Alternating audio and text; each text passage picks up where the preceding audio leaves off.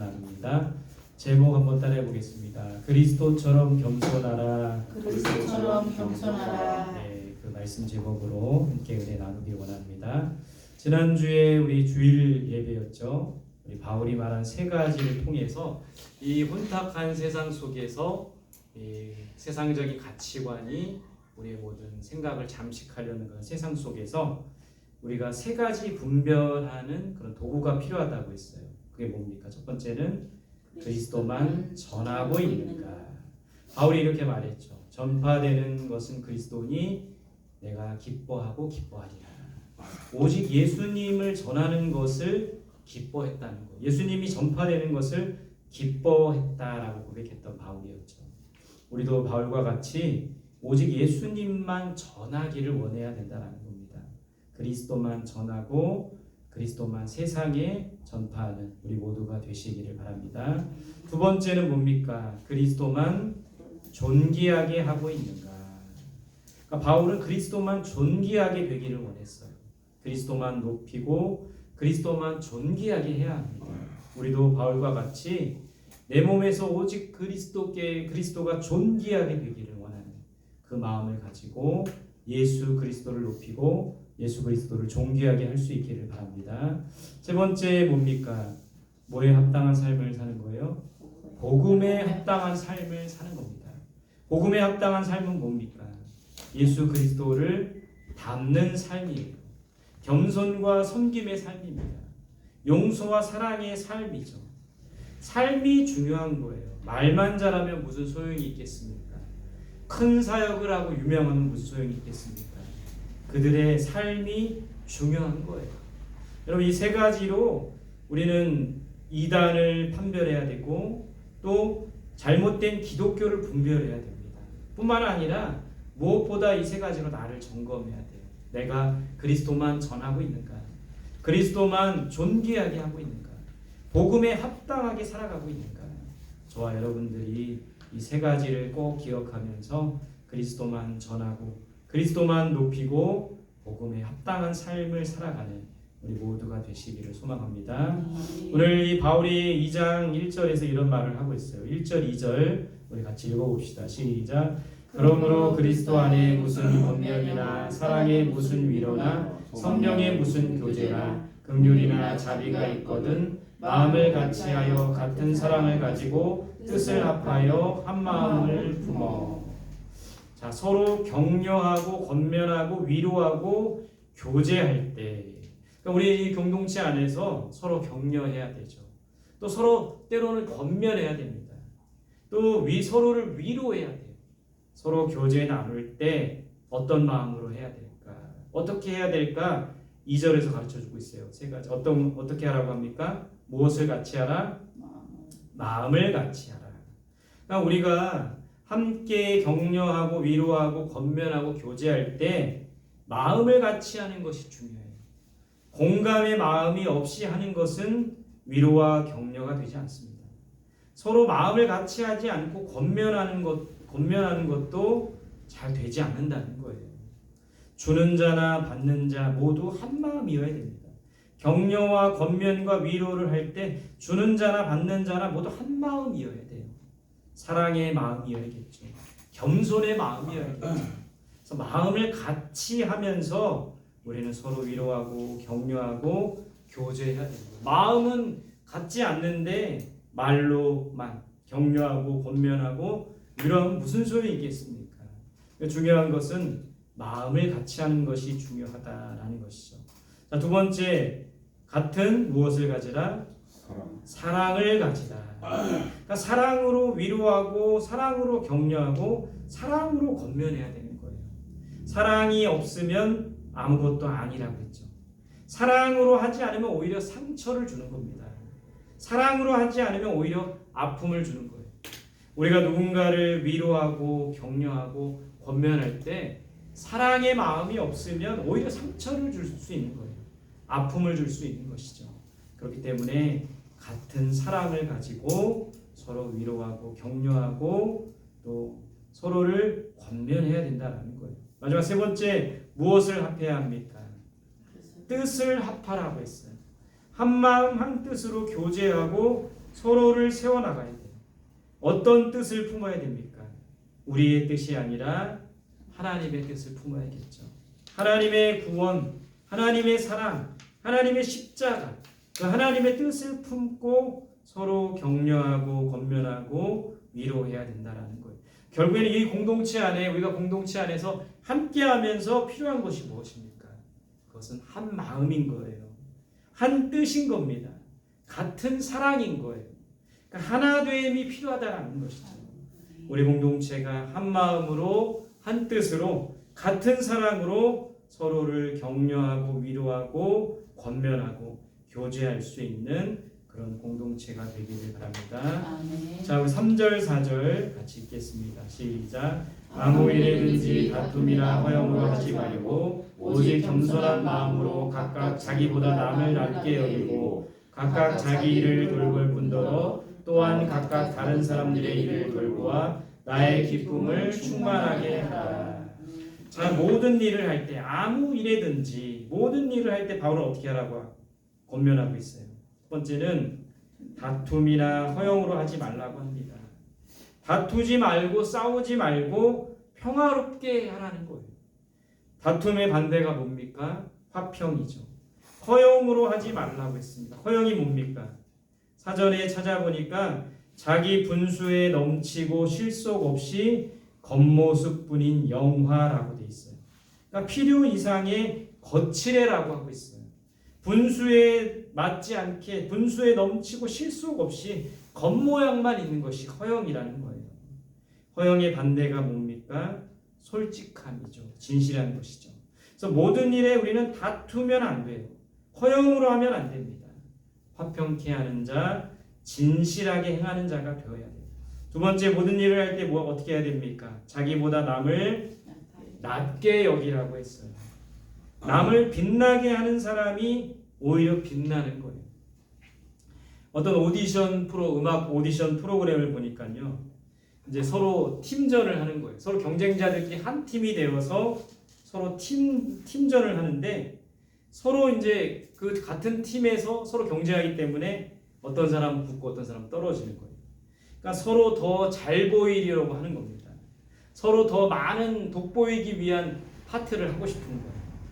근데 서로 더 잘 보이려고 애를 쓰는 많은 사람들 속에서 그 속에서 나를 버리고 남을 돋보이는 참가자가 있었습니다. 결과는 어떻게 되었을까요? 나를 더 잘 보이려고 하는 참가자가 합격한 게 아니라 남을 빛나게 하는 사람이 합격했다는 것이죠. 우리도 이와 같이 자기보다 남을 낮게 여겨야 돼요. 남을 빛나게 하는 사람이 오히려 빛난다는 거예요. 모든 일에 함에 있어서 자기보다 남을 낮게 여길 수 있기를 바랍니다. 다음 장 보세요. 세 번째, 어떤 사람들의 일을 돌보라고 합니까? 다른 사람들의 일을 돌보래요. 내 일만 돌보는 사람이 아니라 다른 사람의 일도 돌볼 수 있어야 됩니다. 어떤 집사님이 직장에 들어간 지 2년 정도가 되었습니다. 2년 정도 지나니까 신참에서 고참급이 되었어요. 이제 일도 어느 정도 익숙해져 있고 내 일을 속히 끝내놓고 다른 사람의 일을 도와줬다고 합니다. 직장은 어떤 곳입니까? 내가 내 일을 끝냈다고 다른 사람의 일을 도와주는 것이 아니라 철저히 개인주의적이고 이기주의적인 게 바로 직장의 모습인 거죠. 근데 그 집사님은 내 일을 속히 끝내고 다른 사람의 일을 도와줬다고 합니다. 그러니까 이기적인 직장 생활 속에서 그리스도인으로 살아가는 모습이 바로 이와 같은 거예요. 다른 사람들의 일을 돌보고 다른 사람들의 연약한 사람들을 돕는 우리 모두가 되시기를 간절히 소망합니다. 아멘. 자, 예수님의 겸손을 오늘 배우자고 했어요. 예수님의 겸손의 모습은 뭡니까? 6절부터 8절까지 같이 읽어봅니다. 시작. 그는 근본 하나님의 본체시나 하나님과 동등됨을 취할 것으로 여기지 아니하시고 오히려 자기를 비워 종의 형체를 가지사 사람들과 같이 되셨고 사람의 모양으로 나타나사 자기를 낮추시고 죽기까지 복종하셨으니 곧 십자가에서 죽으시리라. 아멘. 예수님의 겸손을 본받아야 돼요. 어떤 겸손입니까? 첫 번째는 하나님과 동등됨을 취하지 않으셨대요. 예수님은 하나님과 동등하신 분이세요. 삼위일체 하나님이시죠. 그러나 하나님과 동등됨을 취하지 않으셨다고 했어요. 자기를 낮추셨습니다. 하나님을 높이셨던 거예요. 많은 이단 교주들이 자신을 신격화하는 목회자들이, 사역자들이 하나님과 동등해지려고 하는 거예요. 교만인 것이죠. 그러나 예수님은 오히려 동등됨을 취하지 않으셨다고 되어 있어요. 이런 예수님의 이런 겸손을 배워요. 우리가 정말 하나님과 어떻게 동등할 수가 있겠습니까? 하나님과 동등되려고 하지 말고 철저히 우리 자신을 낮추고 철저히 낮아져야 된다는 거예요. 두 번째, 예수님은 어떤 겸손이셨죠? 자기를 비워 종의 형체를 가지셨대요. 공동번역에 보면 자기를 비워 이 말을 자기의 모든 것을 다 내어놓고 이렇게 돼 있습니다. 그러니까 예수님은 자기의 모든 것을 다 내어놓았어요. 계획을 내려놓고 욕심을 내려놓고 자신의 뜻을 내려놓고 소망을 내려놓고 삶까지도 목숨까지도 내어놓으셨던 거죠. 모든 것을 내어놓고 종이 되셨습니다. 종은 자기 것을 주장하지 않습니다. 오직 주인을 위해 살아가고 주인을 위해 존재한다는 것이죠. 그래서 예수님은 자기의 모든 것을 다 내어놓고 종의 형체를 가지셨어요. 오직 하나님을 위해서, 주인 대신 하나님을 위해서 살아가려고 하셨다는 겁니다. 우리도 그와 같은 예수님의 모습을 본받을 수 있기를 바랍니다. 세 번째, 예수님은 어떻게 하셨습니까? 어떤 겸손입니까? 자기를 낮추시고 죽기까지 복종하셨대요. 그러니까 하나님의 뜻에 복종하셨고 죽음으로 하나님의 뜻을 이루신 겁니다. 겸손하지 않으셨으면 불가능한 것이죠. 십자가에서 수치와 모욕도 다 참으셨어요. 십자가에서 고통도 참으셨습니다. 예수님을 우리는 겸손의 왕이라고 하죠. 이 겸손의 왕이라는 말은 굉장히 역설적인 말이에요. 왕들이 어떻게 겸손할 수 있습니까? 모든 사람들이 왕을 높이고 모든 사람들이 왕 발 앞에 무릎을 꿇고 모든 왕이 모든 권세와 부를 누리고 있는데 어떻게 겸손할 수 있겠습니까? 그러나 예수님은 겸손의 왕으로 오셨다는 거예요. 모든 세상의 권세와 모든 부와 모든 존귀를 받기에 합당하신 하나님이시지만, 왕이신 예수님이시지만 겸손의 왕으로 오셨다는 겁니다. 이 세상에 어느 왕을 찾아봐도 겸손의 왕은 없다는 것이죠. 오늘 예수님께서는 하나님과 동등될 수 있으셨고 충분히 많은 사람들로부터 대접과 존귀와 찬양과 영광을 받으실 수 있었음에도 불구하고 그 동등됨을 취하지 않고 자기를 비우시고 자기를 낮추셔서 죽기까지 복종하셨다는 거예요. 우리도 예수님과 같이 이런 겸손을 배울 수 있는 우리 모두가 될 수 있기를 간절히 소망합니다. 오늘 겸손한 예수님을 하나님께서는 어떻게 하셨습니까? 9절에서 11절까지 같이 읽겠습니다. 시작. 이러므로 하나님이 그를 지극히 높여 모든 이름 위에 뛰어난 이름을 주사 하늘에 있는 자들과 땅에 있는 자들과 땅 아래 있는 자들로 모든 무릎을 예수의 이름에 꿇게 하시고 모든 이름으로 예수 그리스도를 주라 시인하여 하나님 아버지께 영광을 돌리게 하셨느니라. 첫 번째, 하나님께서 겸손한 예수님을 어떻게 하셨어요? 그를 지극히 높이셨다고 합니다.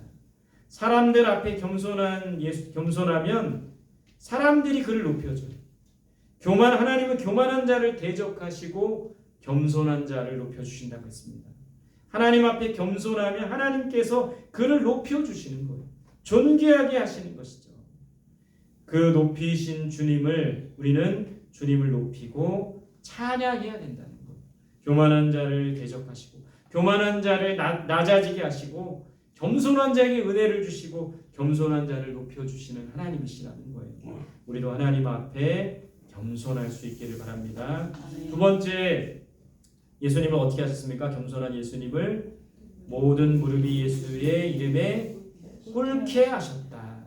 모든 사람들이 예수님 앞에 굴복되게 하셨던 거예요. 모든 사람들이 예수님을 높이며 경배하게 하셨다는 겁니다. 예수님은 스스로 낮아지셨어요. 스스로 자기를 비우셨어요. 그러나 하나님께서는 예수님을 높이셨고 모든 사람들이 그 예수 이름 앞에 굴복되게 하셨고 예수님만 높이며 경배하게 하셨다라는 거예요. 겸손한 자에게 주시는 하나님의 은혜라는 것이죠. 자, 세 번째 어떻게 하셨습니까? 모든 입으로 예수를 주라 시인하게 하셨다. 그러니까 예수님을 주인으로 시인하게 하셨다라는 거예요. 예수님은 자기를 비워 어떤 형체를 가지셨다고 했어요? 종이 되셨는데 하나님께서는 예수님을 많은 사람들의 뭐가 되게 하신 겁니까? 주인이 되게 하신 거예요. 우리가 섬기면 하나님께서는 섬김을 받게 하시는 거예요. 우리가 낮아지면 하나님께서는 우리를 높여주시는 겁니다. 우리가 죽으면 하나님께서 우리로 하여금 살게 하신다는 거예요. 우리가 겸손하면 하나님께서 우리를 높여주신다는 것이죠. 우리가 우리 스스로를 높이는 게 아닙니다. 우리가 우리 스스로를 대접받게 하는 게 아니에요. 우리가 스스로를 살리는 것이 아니라 하나님 앞에 낮아지고 죽어지고 썩어지고 겸손하게 되면 하나님께서 우리를 높이시고 우리를 존귀하게 하신다는 것이죠. 예수님은 자신을 낮추셔서 자신의 모든 것을 비우셔서 종이 되셨는데 하나님께서는 예수님을 높이시고 존귀하게 하시고 모든 사람이 주인 되게 하셨다라는 겁니다. 사람은 우리를 비롯한 모든 사람들은 어떤 사람이 되고 싶어 합니까? 대접받고 싶어 하고 높임을 받고 싶어 하고 존귀함을 받고 싶어 하고 많은 사람들이 우러러보는 그런 사람이 되고 싶다라는 것이죠. 그러나 우리가 우리 스스로를 존귀하게 하고 우리 스스로를 높아지게 하고 우리 스스로를 존귀한 사람으로 만드는 것이 아니라 예수님처럼 자신을 낮추고 자신이 낮아지고 모든 것을 비우고 모든 것에 그리스도께 복종할 때 하나님께 복종할 때 하나님께서 높이시고 존귀하게 하시고 모든 사람의 주인이 되게 하신다라는 것이죠. 오늘 이 예수님의 겸손을 통해서 우리도 겸손을 본받을 수 있기를 바랍니다. 또한 하나님께서 이 겸손한 예수님을 어떻게 높이시고 존귀하게 하셨는지를 보면서 더욱더 하나님 앞에 낮아지고 겸손함으로 나아가는 우리 모두가 되시기를 간절히 소망합니다. 함께 기도하겠습니다. 주신 말씀 붙들고 기도합니다. 첫 번째는 마음과 뜻과 사랑을